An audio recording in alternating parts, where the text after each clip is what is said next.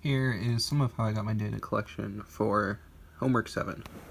So I started in color picker 2 because most of my data was taken in conditions where there was a lot of ambient light either behind or flush with the grill, so I had to do a lot of work in making sure that only the laser was showing up, or at worst the laser and the numbers, when the numbers would thusly be masked out. So that's for most of my work done was, changing one line of code, alignment images, either doing back, as seen here, with all the different files there, front, left, or right, all of which are, those are the 4 scans I took of my item to make sure I got the entire thing down stacked. Now each side had different light values. The back, which is the one I'm working on currently, ended up being the easiest to work with because most, if not all, of the values were about the same, which, as you can see here, the HSV is 173.00. And then I go into my terminal, run the PyCharm code. It takes its time, gives me an array.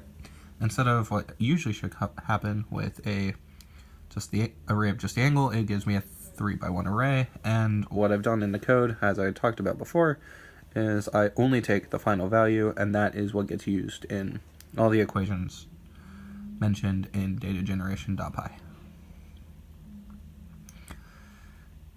So as the data is going on, for all the other ones I had, for not the back, but for the front, left, and right, I had to stitch together multiple masks, basically one for each angle, or one for maybe a few angles, and put those together to create the entire point cloud for that section, because each one was incredibly annoying, and none of them quite had the same HSV value.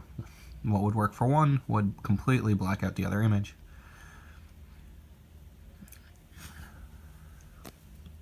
So as we can see, it gives us the time required and presents us with a point cloud, which isn't quite aligned to how I would want. So slowly rotate it to where it's showing us the aspect of the grill itself.